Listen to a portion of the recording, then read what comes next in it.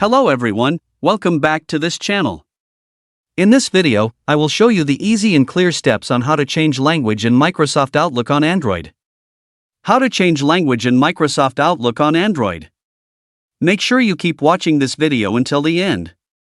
Let's get started right away. Firstly, open the Microsoft Outlook app on your Android device.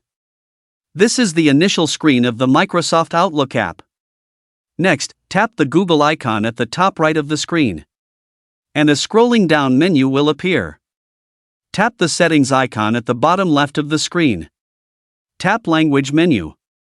Here there are many language choices from various countries. Select one. So that's it, this tutorial on how to change language in Microsoft Outlook on Android. Thank you for watching. I hope this video was helpful. See you in the next video.